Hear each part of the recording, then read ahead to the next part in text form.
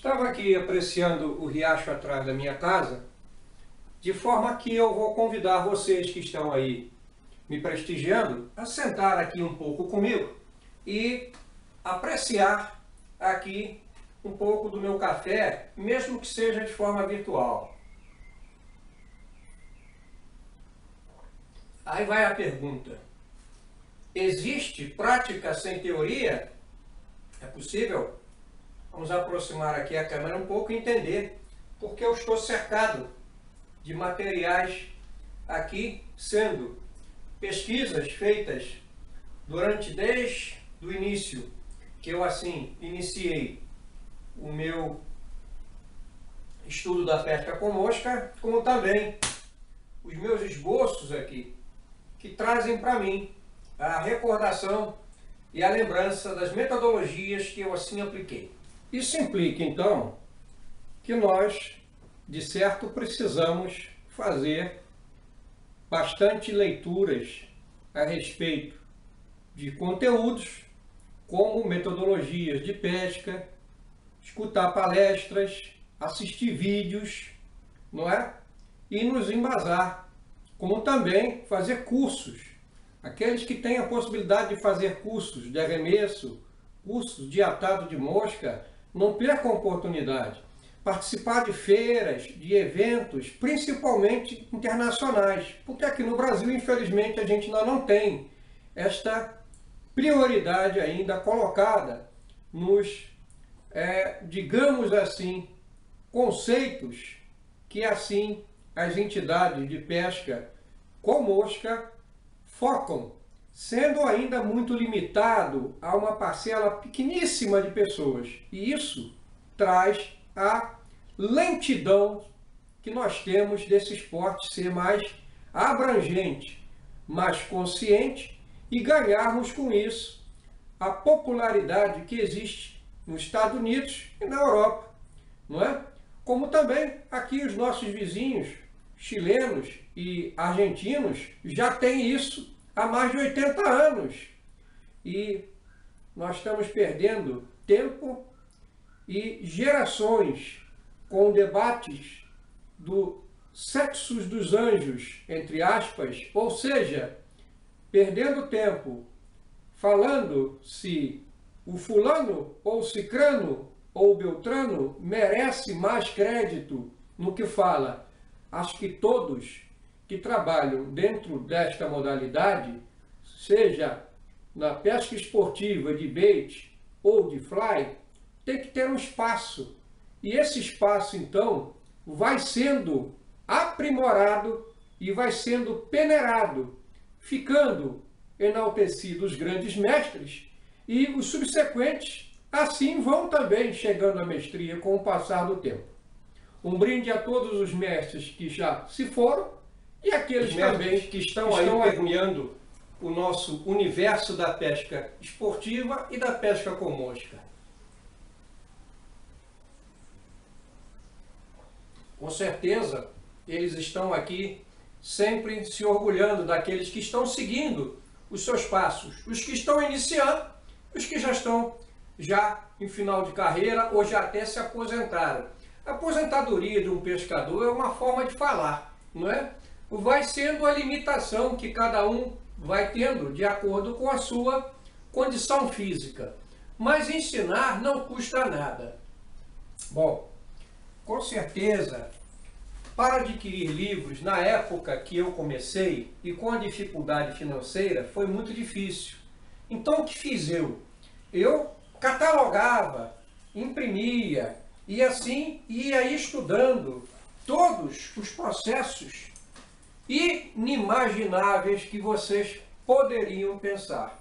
Aqui tem, nessas coletâneas, feitas com 5 books bem calibrosos, não é? Com uma grossura aí de aproximadamente 4 dedos. São muitos materiais didáticos que eu me utilizo para assim aprender, me referenciar. Um aqui bastante interessante são os terrestriais feitos por Harrison R. Stevens. que traz aqui pelo menos 6 coleópteros, vamos dizer assim, de forma bem simples, tá? Ou terrestriais. Bom, a gente precisa então de teoria. Sem a teoria, a gente não tem uma boa prática. E sem a prática, também não se chega ao suprassumo, à excelência, à mestria, tá? Quando eu chamo alguém de mestre, é porque eu considero uma pessoa que está ensinando algum legado que aprendeu e não guardando para si próprio. Este é o fato de eu colocar esse prenome na frente de alguns que eu assim falo. Não é uma questão de puxa-saco, mas sim de respeito, consideração, admiração por essa pessoa ou por estas pessoas, tá? Isso já vem de longa data, desde a minha tenra infância, que eu fui educado a chamar os professores de mestres. De que forma então nós vamos começar a entender e atar os besouros feitos com sementes? É agora que você precisa prestar atenção para assim entender que a gente sempre tem que iniciar um inseto entendendo a sua morfologia, ou seja, bom, aqui nós temos então besouros que possuem carapaças ou estruturas corporais diferenciadas. Temos besouros arredondados, mais ovalizados e mais em aspecto de charuto, alongados. Isso vocês têm que analisar aí a metodologia de melhor conseguir fazer o abdômen, o tórax e a cabeça. Geralmente os besouros não possuem cabeças muito grandes, tá? São cabeças diminutas. Possuem talvez um tórax até pequeno, mas a área do abdômen e carapaça bem grande. É a característica principal dos besouros. Bom, para aqueles que estão gostando aí, não deixe de fazer um like, fazer aí o seu comentário, fazer as suas observações, dar aquela geral no canal, fazer o checklist, olhar os vídeos com calma lá, assistir todos com calma e prestar atenção. Alguma dúvida, pode mandar uma mensagem para mim que a gente responde quando tiver um tempinho, tá? Eu não deixo de responder ninguém. Para então fazer o nosso processo de aproveitar a semente, seja lá da fruta que você esteja ou da árvore que você esteja assim utilizando, né? Aqui no caso do café, esse café de fruto vermelho, arábico, ou o amarelo, catutaí, que eu também tenho aqui no meu quintal, a gente pode tirar o fruto ainda assim verde ou já maduro, tirar logo essa polpa. Com isso, o que vai acontecer? Você vai ter essa semente aqui, ó. Essa semente aqui que você tirou a polpa, ela não está pronta para usar, tá? Ela tem que ser seca com o passar de tempo. Geralmente você deixa um mês aí secando, né? Numa quantidade grande, depois você começa a fazer suas moscas. Por que dessa semente não está pronta tirando sua polpa? Porque ela não é uma semente já pronta, ela está oca, ó. Ela tem uma casca, ó. Tá vendo aqui, ó? Tem uma casca que fica dentro, ó, protegendo a semente. Tem uma casca e uma subcasca aqui. Aqui tem uma outra casquinha ainda. Aqui tem uma outra casquinha. Então tem essa casca externa, tem a polpa, essa casca mais grossa e uma casquinha, uma películazinha. Com isso, a gente tem que limpar essa película, ó. Tá vendo aqui, ó? Sai essa películazinha, aí sim a semente estaria pronta para entrar no processo de torragem. A torragem, então, é feita de forma a tirar toda a umidade e depois a gente nivela a parte de baixo aqui da semente com a lixa, como eu já comentei com vocês. Bom, isso é para o café.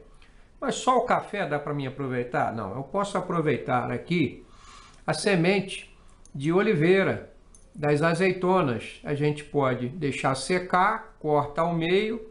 Ela já tem um tamanho um pouco maior e um shape já bem característico aqui da carapaça. Aí você diz, pô, como é que você fez aí? Eu utilizei aqui nesse besouro aqui, por exemplo, a gente pode fazer, olha aqui, a carapaça, ó.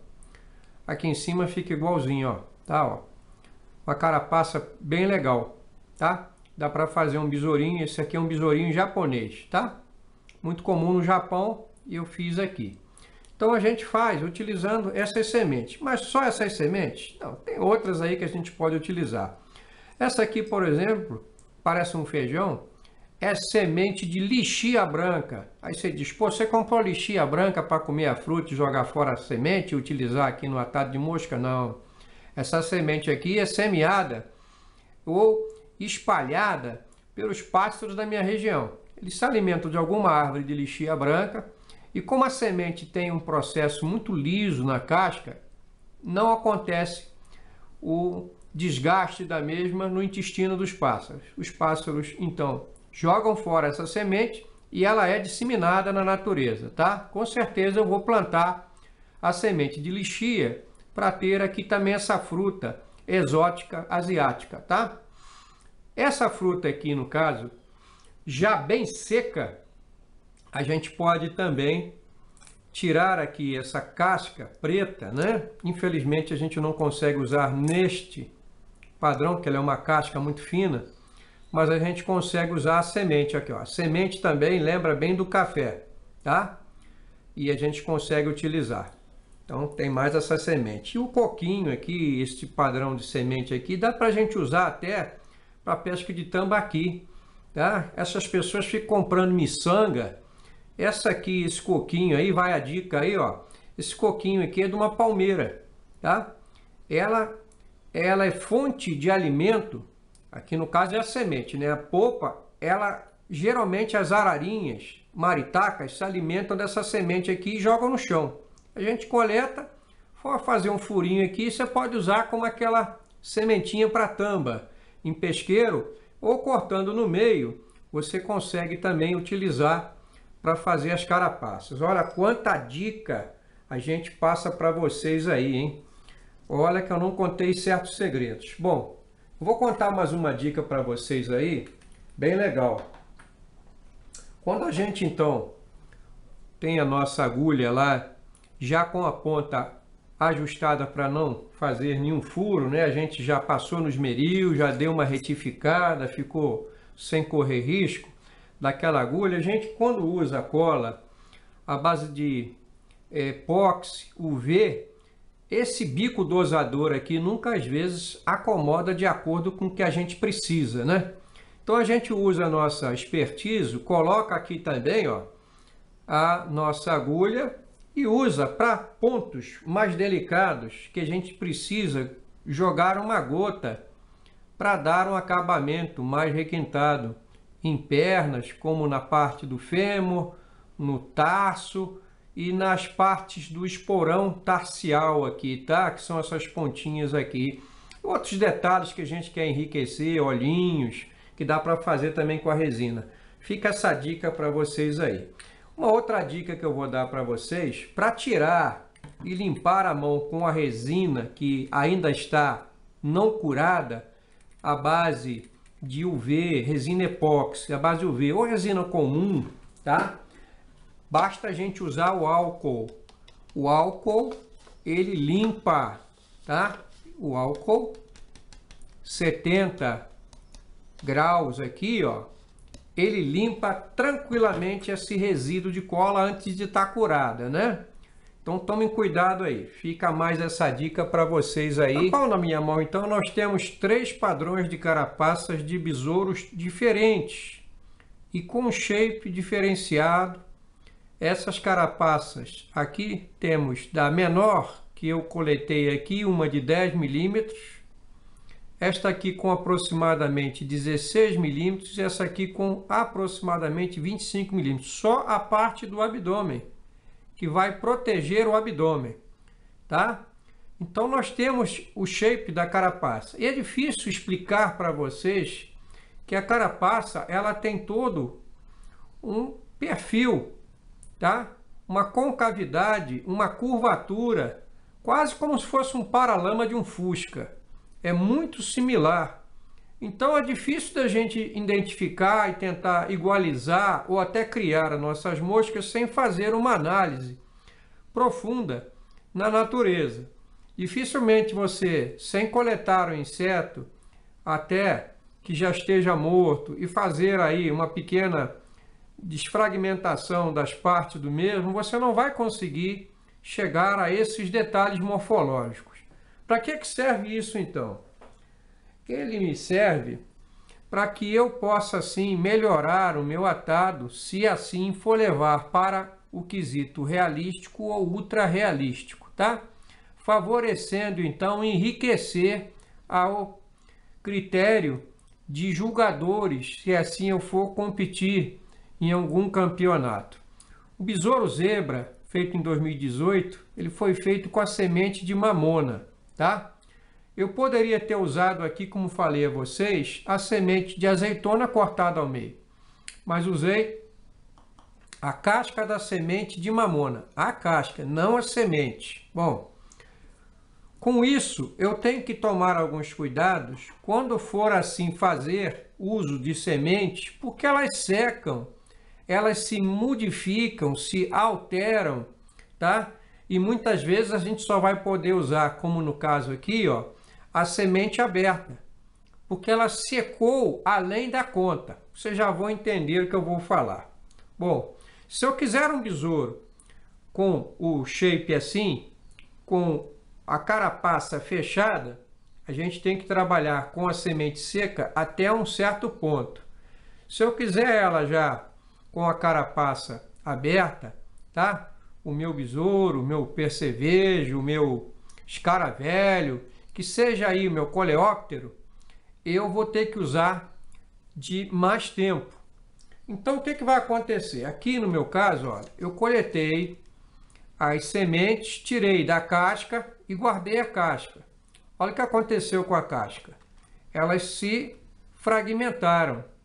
Elas eram unidas, elas fechavam assim, ó, elas são em 4 partes. Quando a gente desmonta a semente, tira a semente de mamona aqui de dentro e joga de volta à natureza, tá?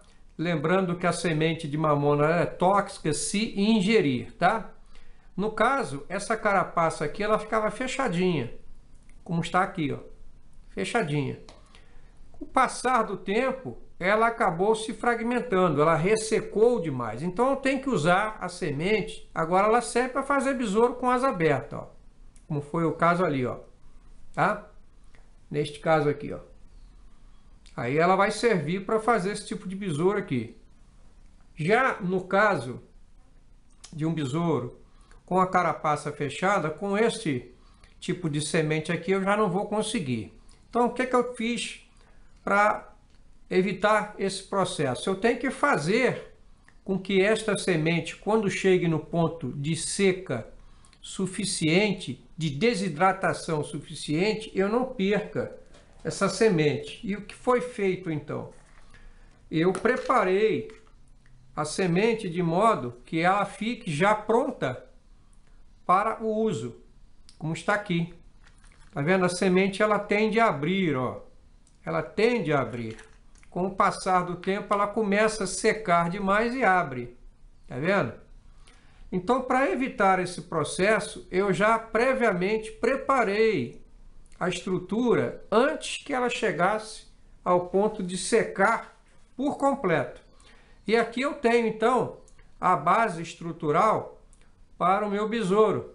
Tá vendo? A parte do abdômen do meu besouro, com a parte superior feita com a casca da semente de mamona. Então essa dica aí é preciosa para quem vai assim utilizar materiais naturais. Nós devemos secar? Sim, deixamos secar. Mas se secar demais, pode acontecer isso aí que eu estou mostrando para vocês, ó. Ela perde a característica que me interessaria, tá? Então esse detalhe é importante de a gente observar. O importante então é a gente, quando a semente ainda está nesta fase aqui que eu estou mostrando a vocês, uma forma de ficar aí uma concha, não é? Ela vai fazer uma concha que tem de um lado e de outro, né? Se você deixar muito tempo, ela vai fazer isso aqui, ela vai abrir. Essa concha vai se dividir em 4 partes. E por que acontece isso? Porque assim a natureza faz para que a semente de mamona seja liberada mais facilmente para germinar, tá? Saindo dessa casca aqui, que tem todo um estereótipo aqui bem bacana para besouro. Então essa casca ainda nesta etapa aqui, a gente vai tirar lado avesso, frente e verso. A gente vai então, dependendo do tamanho da semente, escolher um espaguete de EVA para colar aqui dentro, tá? A gente cola o EVA aqui. Mas para colar esse EVA, vocês estão vendo aí, ó, que vai ficar, ó, faltando alguma parte. Então a gente dá um aquecimentozinho aqui no EVA, faz uma pontinha nele, ó, tá? Ajusta aqui, faz uma pontinha, dá um calorzinho, vai fazendo aqui ele ficar mais fininho. Ficando mais fininho, com certeza ele vai caber aqui, ó, tá? Cabendo aqui, a gente faz o quê? Coloca um pouquinho de cola. Coloca aqui um pouquinho aqui dentro e vou colar esse ponto aqui, ó, aqui dentro, ó. Vou colar aqui dentro. Colou, acabou. Ele não vai abrir mais, ele não vai fazer mais isso aqui, ó. Não vai abrir mais. Ela não vai mais ter esse poder de, quando tiver mais seca, abrir. Não que ela já não esteja bastante seca. Mas a tendência da semente é acabar de abrir o resto, tá? Então com isso a gente consegue. Esse espaguete aqui é de 5 milímetros de diâmetro. Se a semente que você tiver aí, tá, de mamona for maior um pouco, você pode usar um espaguete um pouquinho mais calibroso, de 7, 8 milímetros, tá? E aí você acomoda do mesmo jeito. Reserva esse abdômen. Não precisa de tanto comprimento aqui. Você deixa mais ou menos aqui o comprimento da carapaça, né? Isso aqui tem mais ou menos 10 milímetros. Você deixa aproximadamente 10 milímetros, que é mais ou menos o comprimento que você vai precisar para fazer a acomodação. Finalizado então o corte, a gente guarda aqui no nosso dispenserzinho reciclado e prepara então o conceito que a gente quer montar. Se um padrão para pesca ou um padrão semi-realístico. Vocês estão gostando aí? Espero que sim. Não deixe de deixar aquele like, de ajudar o canal, de fazer o checklist lá em todos os vídeos, assistir com calma, perceber aonde estão as dicas. Eu deixo muita dica para vocês aí. Quem puder colabora, compartilha, se inscreve, indica o canal para a gente aqui ficar satisfeito também, tá? Quem está ganhando é vocês, com certeza. Vamos seguindo firme aí o nosso cereal de coleópteros com semente e coleópteros.